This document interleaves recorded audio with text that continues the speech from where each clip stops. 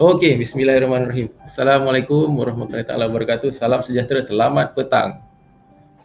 Apa khabar warga Facebook? Alhamdulillah, anda bersama-sama lagi dengan saya pada petang ni.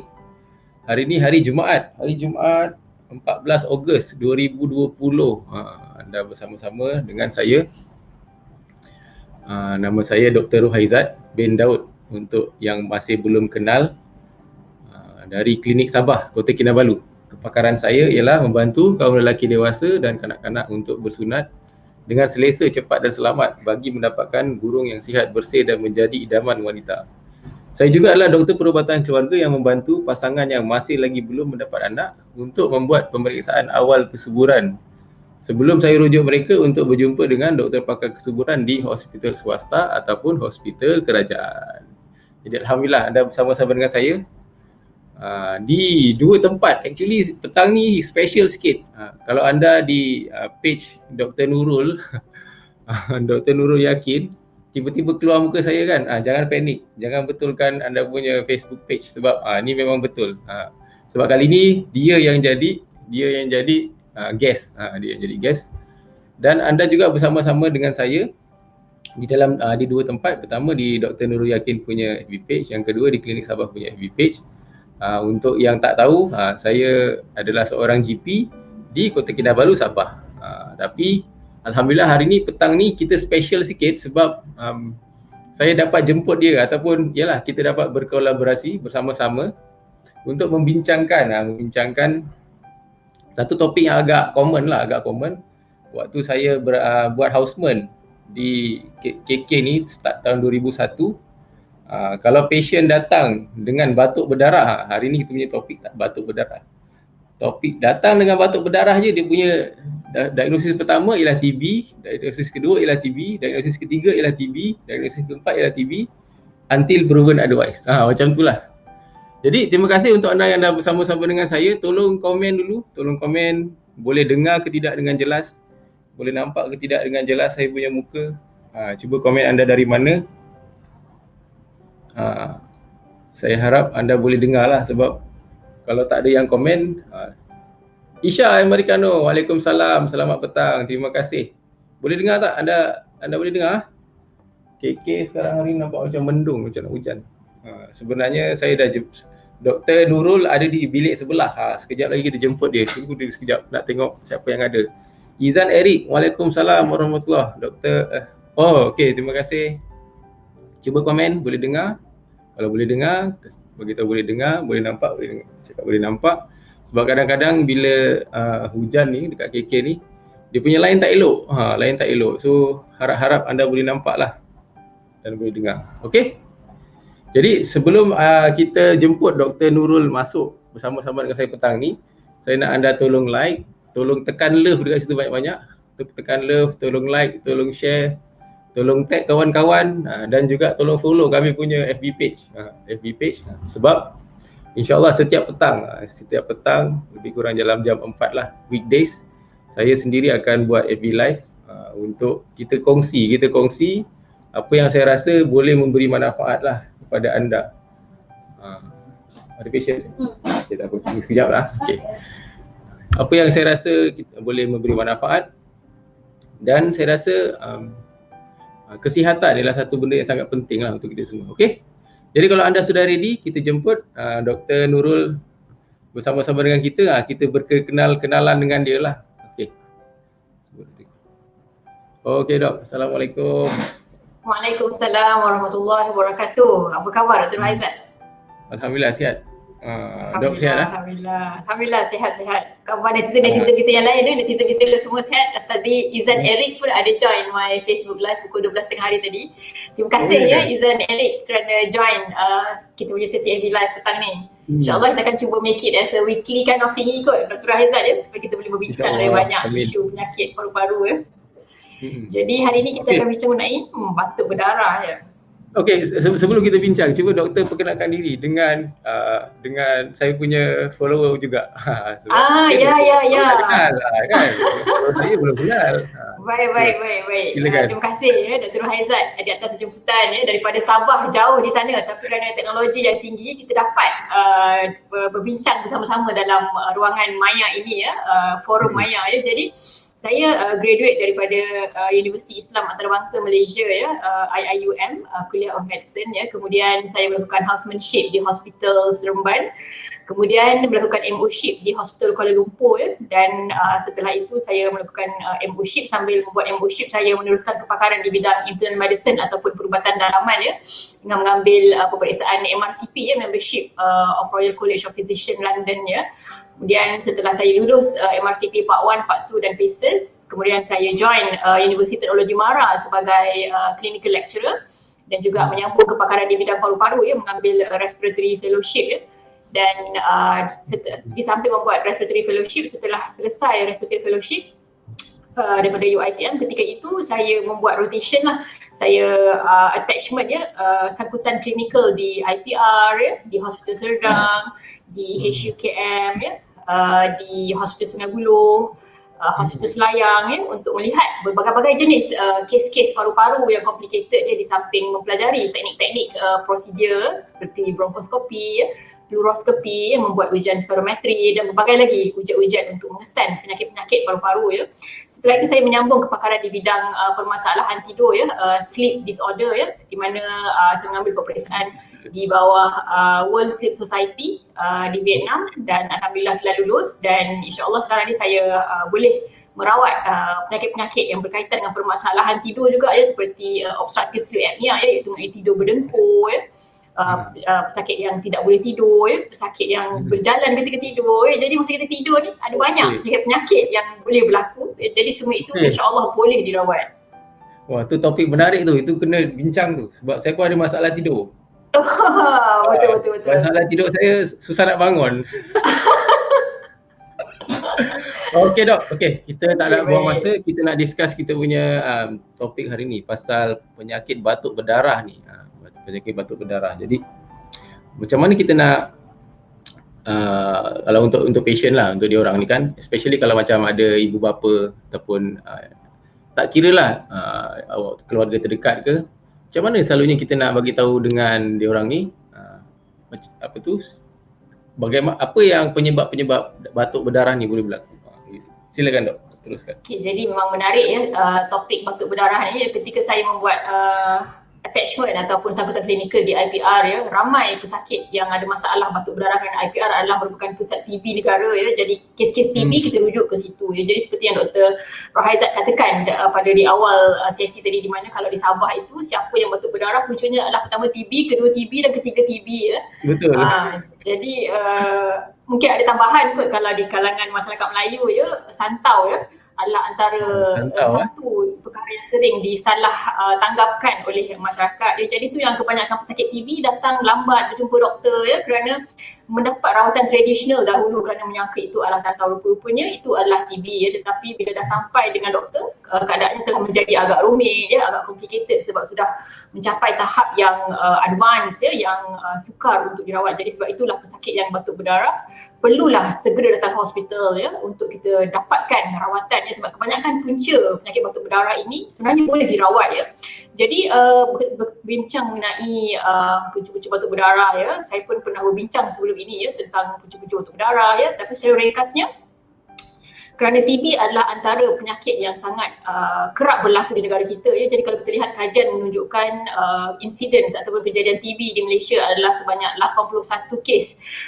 di antara 100,000 orang jadi antara 100,000 orang 81 orang tu confirm ada TB di Malaysia ni inilah ramai jadi kalau Malaysia ada berapa 38 juta penduduk berapakah kemungkinan pesakit TB yang mungkin ada di kalangan rakyat Malaysia jadi antara manifestasi atau simptom TB adalah batuk berdarah jadi batuk berdarah juga boleh menjadi disebabkan oleh TB itu tadi ya. Jadi yang pertama adalah TB kerana memang TB sangat kerap berlaku di negara kita ya.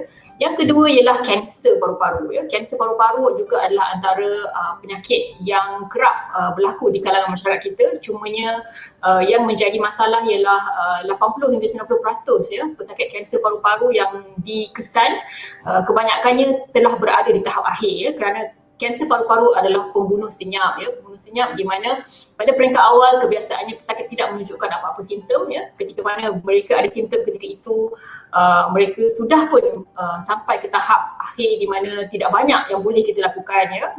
Jadi itu adalah punca kedua batuk berdarah yang kerap berlaku, iaitu kanser paru-paru ya. Punca ketiga yang kerap menyebabkan batuk berdarah adalah bronchiectasis ya, ataupun paru-paru berparut ya, di mana kemungkinan pesakit ini sebelum ini pernah ada TB sebelum ini dan TB telah sembuh ya. Parut disebabkan luka TB yang telah sembuh tadi ya, boleh menyebabkan penyakit bronchiectasis ya, dan sekiranya penyakit bronchiectasis ini tidak dikawal dan dengan baik boleh menyebabkan masalah batuk berdarah tadi. Jadi bronchiectasis juga antara penyakit-penyakit yang kerap menyebabkan pesakit datang dengan simptom batuk berdarah ya. Selain itu ialah fungal infection ya, ataupun jangkitan kulat ya. Jadi jangkitan kulat juga boleh menyebabkan masalah batuk berdarah ya, di mana pesakit kebiasaannya ada masalah yang batuk berterusan dia, batuk berdarah, batuk berterusan dia, dan kebiasaannya perlu dirawat dengan memberikan ubat-ubatan anti kulat ya, mungkin antara 3 hingga ke 6 bulan ya. Jadi itu adalah kulat, jangkitan kulat di paru-paru juga boleh menyebabkan masalah batuk berdarah ya. Dan yang kelima juga yang kerap berlaku adalah penyakit autoimun ya, bermaksud antibody badan seseorang itu melawan sel-sel dia sendiri ya. Contohnya pesakit yang ada pulmonary renal syndrome ya, yang ada vasculitis ya, contohnya pesakit SLE ya, mereka juga boleh ada masalah batuk berdarah sekiranya keadaan itu berlaku di paru-paru mereka sendiri. Jadi sekiranya masalahnya adalah autoimun, kita perlu berikan rawatan steroid untuk kontrol simptom batuk berdarah tersebut ya. Jadi mungkin secara ringkasnya itulah secara ringkas 5 punca utama batuk berdarah, tapi sebenarnya ada banyak lagi, mungkin 10 atau mungkin 20 ya punca-punca, tapi saya hanya highlightkan penyakit yang kerap berlaku ya. Okey dok, secara ringkas macam mana TB ni boleh menyebabkan seseorang tu dapat batuk berdarah? Kira macam patofisiologi lah, tapi dengan cara yang kita explain dengan cara yang lebih mudah supaya diorang faham. Sebab seperti yang dok cakap tadi, ada orang ingat bila seseorang tu batuk berdarah je kita takut dia kena santau. Kalau di sini diorang panggil di 77 ke atau kena santau. Jadi macam mana TB itu sendiri boleh menyebabkan seorang tu boleh kena batuk berdarah? Okay, jadi sebenarnya ada banyak cara ya, banyak mekanisme yang mana penyakit TB itu boleh menyebabkan batuk berdarah ya. Tapi secara ringkasnya ya, apabila TB itu menyerang ya, apabila kuman TB itu menyerang paru-paru ya, mereka juga boleh menyebabkan masalah di bahagian salur darah yang berada di paru-paru tersebut ya. Jadi salur darah yang telah mendapat kesan daripada TB akan menjadi lebih lemah ya, dan lebih mudah pecah ya. Jadi apabila salur darah yang lemah ya, tidak sihat, jadi mudah pecah ya. Ketika salur darah yang berada di paru-paru itu pecah, ketika itulah ya pesakit itu boleh mendapat masalah batuk berdarah itu sendiri ya. Dan kita ada banyak salur darah di paru-paru ya, dan kita ada salur darah yang besar ya.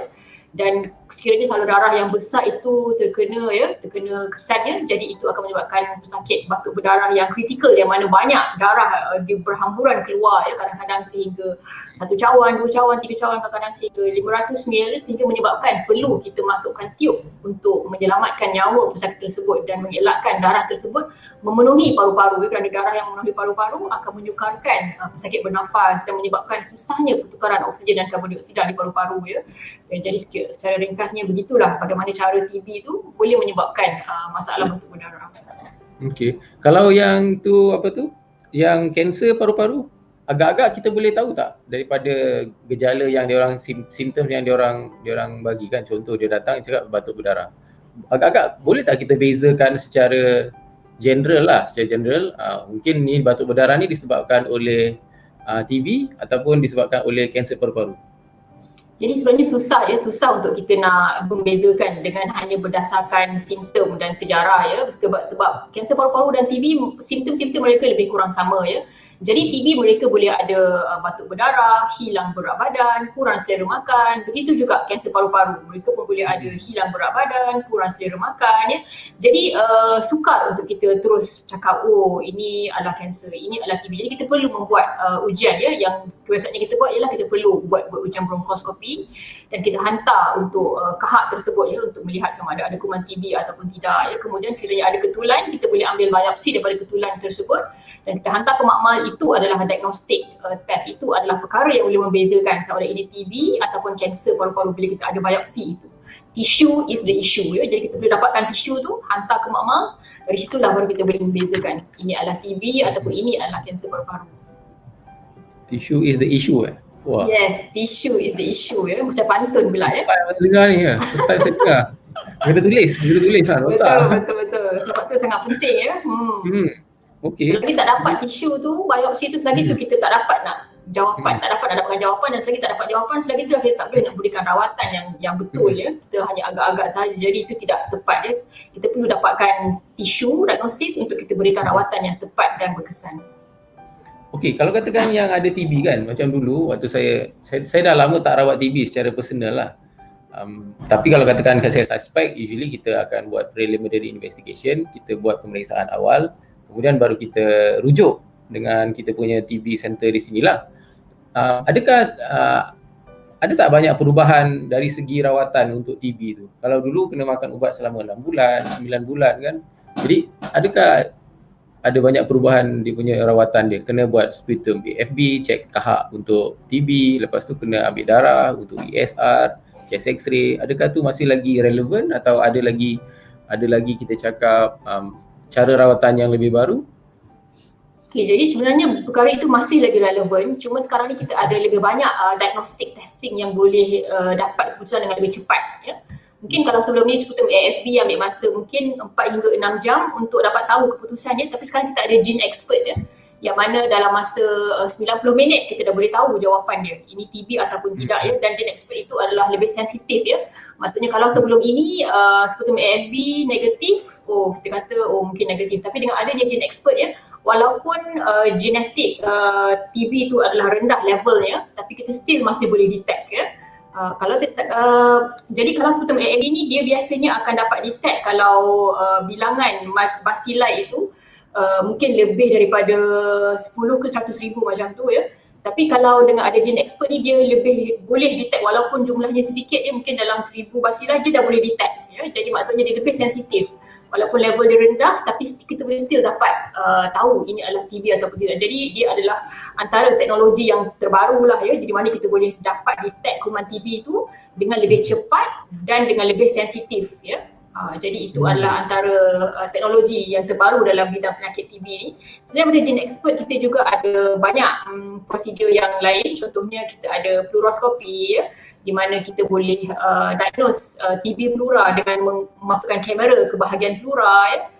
Jadi kita boleh dapat nampak appearance, phagocyte appearance, di mana nampak macam ketulan-ketulan sagu di dalam selaput luar paru-paru. Itu adalah petanda kemungkinan ini adalah TB ya. Jadi juga kalau sebelum ni mungkin TB culture ambil masa 6 minggu untuk siap untuk tahu keputusan ya.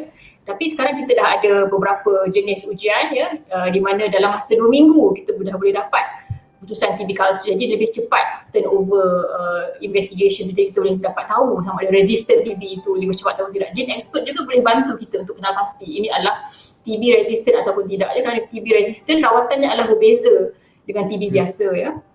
Dan bercakap mengenai pembaharuan ataupun teknologi ya, yang terbaru di bidang TB ini ya, ubat TB ya, kita sekarang ni kita ada first line anti-TB drugs yang AHRZ yang biasa tu ya, artemisinin, rifampicin, ethambutol, parathenoid ya, dan kita ada juga second line therapy ya, yang mana sekiranya pesakit ada TB resistant, TB kebal, kita perlu memberikan ubat second line tadi ya. Jadi sekarang ini kita ada beberapa ubat second line TB ya, yang kita boleh pendekkan rawatannya. Jadi kebiasaannya kalau sebelum ini TB yang resistant, TB kebal, rawatannya mengambil masa paling kurang 1.5 tahun hingga 2 tahun ya, memang lama rawatan untuk TB resistant TB kebal ni, tapi dengan adanya ubat-ubatan yang terbaru, contohnya bedaquiline ya, kita boleh mungkin pendekkan mungkin hingga 8 bulan ya, mungkin hingga setahun setengah ya. Jadi kita ada innovation di situ ataupun pembaharuan dari segi rawatan dan juga diagnostic test ya. Jadi itulah mungkin antara pembaharuan, tapi mungkin di klinik kesihatan ni kita masih lagi menggunakan method tradisional ya. Yang mana perlu sebutan AFB, ASR, chest x-ray.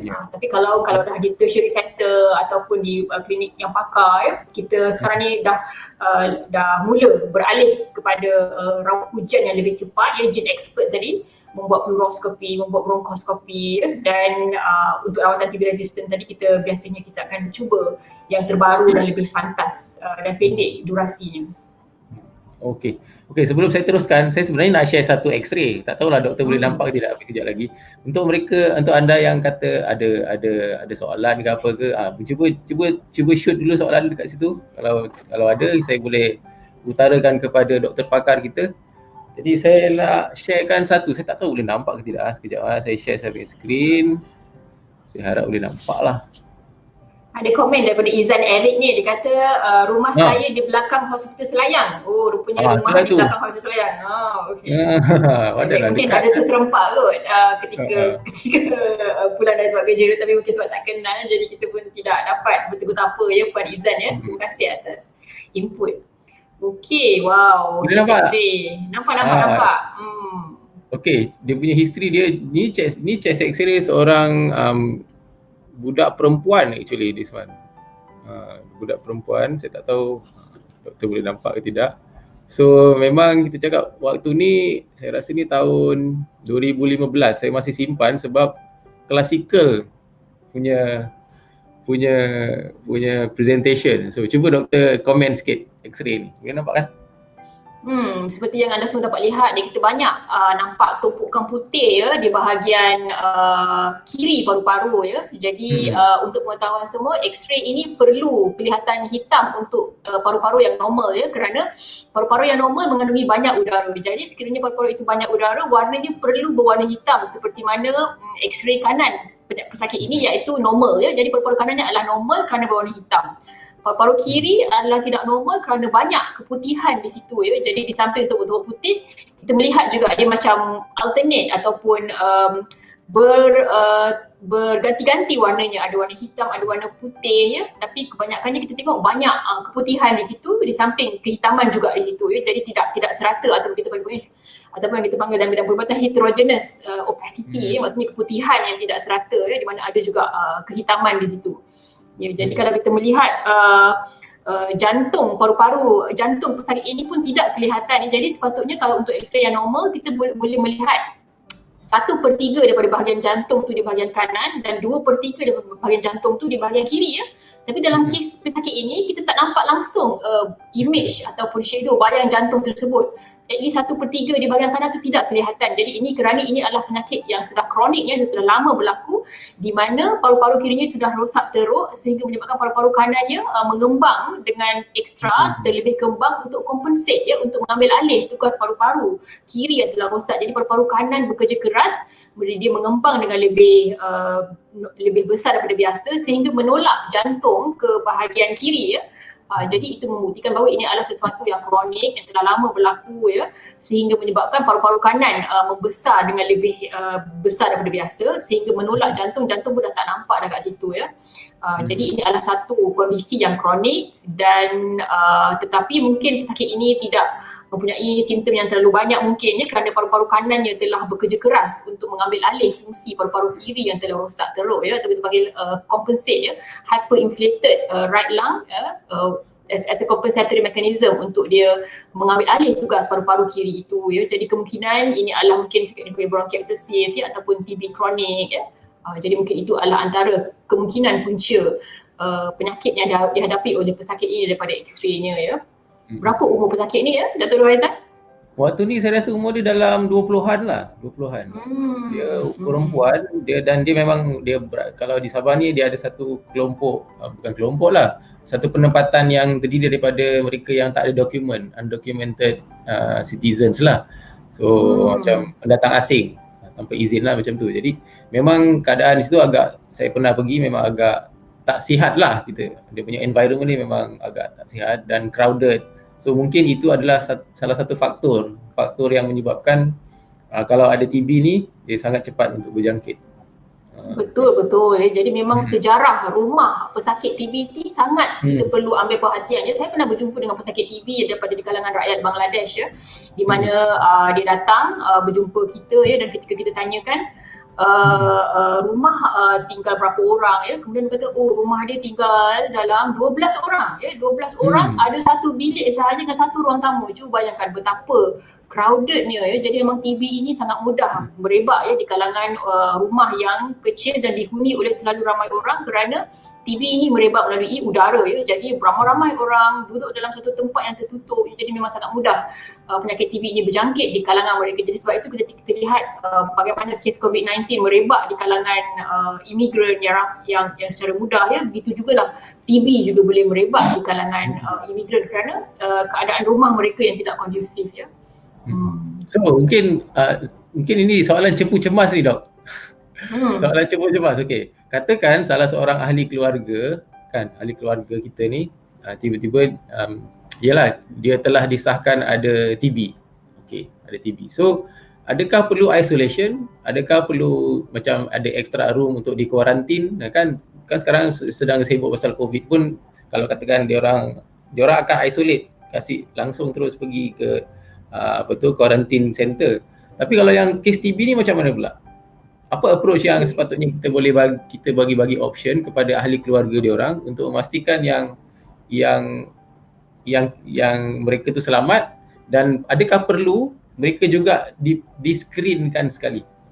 Definitely jadi memang kalau pesakit yang tinggal serumah dengan orang-orang lain yang tinggal serumah pesakit TB terutamanya TB yang positif, kita akan contact tracing di mana kita akan biasanya pegawai kesihatan daerah akan datang ke rumah pesakit tersebut dan minta ahli keluarga dia pergi membuat ujian saringan paling kurang membuat ujian medical test sekiranya tidak ada simptom, tapi kalau ada simptom perlu buat x-ray sekali dan kebiasaannya pesakit TB ini kita tidak tahan mereka di ward selama berhari-hari kebiasaannya kalau ada positif kita start treatment, kita boleh terus hantar mereka balik ke rumah tapi walaupun kita dah hantar mereka balik ke rumah, mereka perlu mengasingkan diri mereka daripada ahli keluarga mereka kerana TB mereka masih berada dalam badan mereka masih lagi infectious, mereka masih lagi boleh merebakkan TB tersebut jadi perlu untuk mereka kuarantinkan diri mereka di rumah. Kalau boleh pesakit TB ini ada bilik mereka yang tersendiri mereka makan berasingan dengan ahli keluarga mereka sehinggalah 2 minggu treatment. Setelah 2 minggu intensif treatment, setelah itu mereka tidak berjangkit lagi dengan orang lain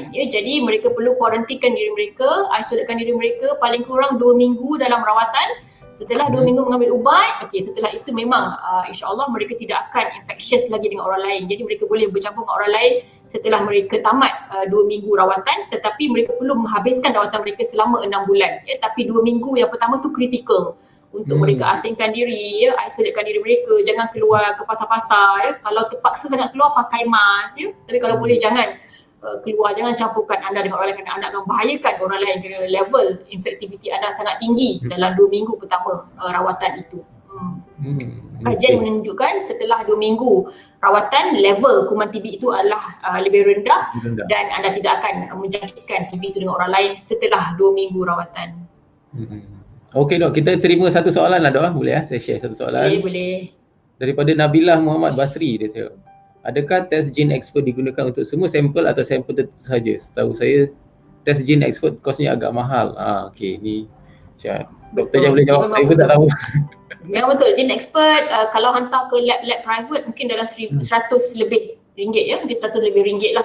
Tapi kalau di hospital kerajaan kerana dapat subsidi jadi mungkin percuma lah jadi biasanya kita akan gunakan gene expert ini kalau sputum AFB negatif tetapi kita merasakan ini TB ni tapi sputum AFB ni negatif mungkin kerana level TB-nya yang agak rendah jadi tak dapat dikesan oleh ujian test TB yang biasa.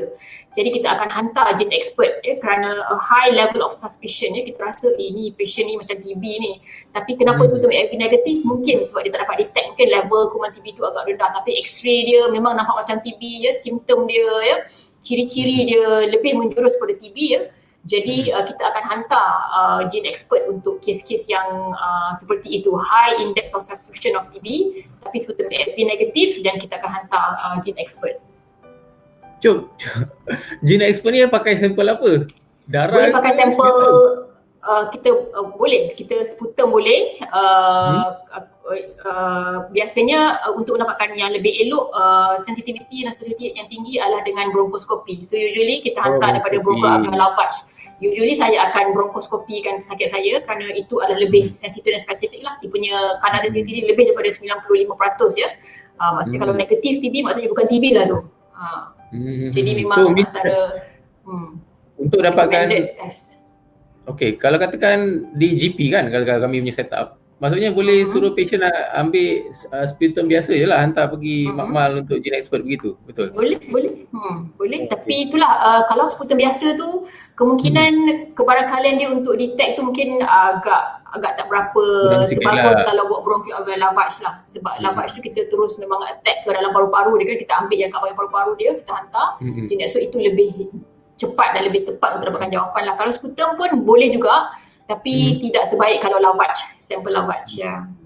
Tak apa. So at least saya tahulah, saya tahu di mana limit kami sebagai GP. So katakan kita suspect, then we have to refer to macam yalah respiratory physician, and then they will do the pemeriksaan selanjutnya lah. Okey dok, rupanya kita dah 30 minit tau, half an hour dah ni. Oh wow, cepatnya masa berlalu ya. Jadi kita nak end kita punya session petang ni. So as sebagai penutup kesimpulan, apakah doktor punya doktor punya take home message untuk kita punya pendengar? Silakan. Okey, jadi melihat kepada simptom batuk berdarah ya, mungkin antara kita kata oh ni macam kita tak ada apa-apa lah kan, tapi kalau boleh anda perlu mempunyai high index of suspicion lah, maksudnya anda perlu berhati-hati ya. Sekiranya ada simptom batuk berdarah, segeralah berjumpa dengan doktor anda untuk berbincang apakah kemungkinannya ya. Jadi kerana sekiranya kalau kita biarkan perkara ini berpanjangan ya, perkara yang sebenarnya boleh dirawat, sekiranya tidak dirawat dengan baik boleh menjadi tidak dapat dirawat. Jadi perkara ini sangat menyedihkan lah ya, macam contohnya kes TB yang dianggap santau pada mulanya ya, tetapi setelah dah lama-lama hantar ke jumpa doktor, masa tu dah tak dapat nak dirawat lagi sebab dah terlalu advance. Jadi kalau boleh berjumpalah doktor dengan kadar yang segera untuk dapatkan rawatan dengan cepat ya, supaya perkara yang sepatutnya boleh dirawat dengan baik. Jangan kita biarkan dia berlarutan ya, sehingga akhirnya perkara yang patutnya boleh dirawat menjadi tidak boleh dirawat. Jadi itu sangat menyedihkan. Okay dok, thank you very much. Terima kasih untuk perkongsian yang sangat bermanfaat. Saya harap anda semua ada belajar sesuatu lah. Ada belajar sesuatu tak petang ni? Harap diorang boleh belajar sesuatu lah daripada kita punya perbincangan. Jadi terima kasih doktor sekali lagi. InsyaAllah. Okey, sama-sama. Terima kasih atas jemputan, insyaAllah. Amin. Okey, terima kasih. Okey, sama-sama. Assalamualaikum. Okey, jadi sampai sini saja kita punya presentation, kita punya perkongsian, kita punya sesi temu ramah, temu duga. Soal-soal jawab bersama Dr. Nurul Yakin tentang batuk berdarah. So kalau katakan anda ada ahli keluarga yang tiba-tiba batuk berdarah, dia bukan kena santau. Ya, kena cepat-cepat jumpa dengan doktor di klinik untuk buat x-ray, untuk tengok dia punya kahak, mana tahu rupa-rupanya dia ada TB atau mungkin juga dia ada kanser paru-paru. Okey. Jadi kalau apa yang kami kongsikan ni bermanfaat, tolong like, tolong share, tolong love, tolong tag, tolong follow kami punya FB page. InsyaAllah kami akan sentiasa berkongsi maklumat, manfaat dan informasi tentang kesihatan. Besok hari Sabtu, Ahad saya off. Kita tak ada FB live, tapi saya punya staff akan sentiasa, saya punya team akan sentiasa bagi you info-info yang bagus supaya saya update dengan apa yang kita ada tentang kita punya masalah sekarang ni lah, kesihatan. Okey. Jadi sampai sini saja. Sekian, terima kasih. Assalamualaikum warahmatullahi wabarakatuh. Salam sejahtera, selamat petang.